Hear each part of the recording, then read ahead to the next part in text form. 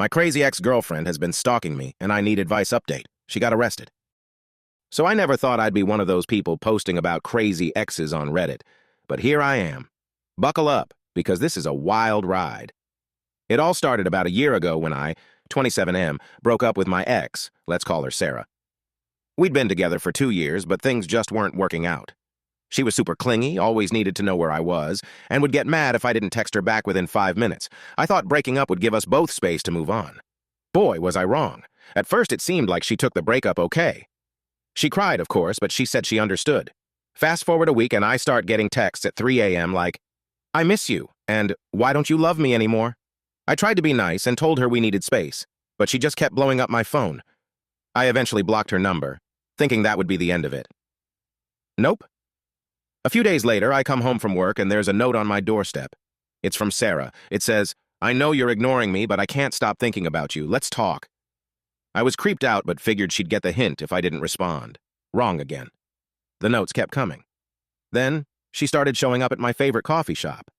At first, I thought it was a coincidence, but she'd always sit at a table near me and just stare. I tried to ignore her, but it got to the point where I stopped going there altogether. Things escalated when I started finding little things moved around in my apartment. My toothbrush would be in a different spot, or my couch cushions would be rearranged. I thought I was going crazy until one day I came home early and caught her in my apartment. She had somehow made a copy of my key when we were together and never gave it back. I freaked out, told her to leave, and changed the locks the next day. But it didn't stop there. She started following me to work. I'd see her car parked down the street, and she'd just sit there for hours.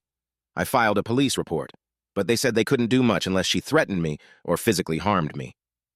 Great. The final straw was when I started getting packages in the mail. At first, it was little things like my favorite snacks or a book I'd mentioned wanting to read.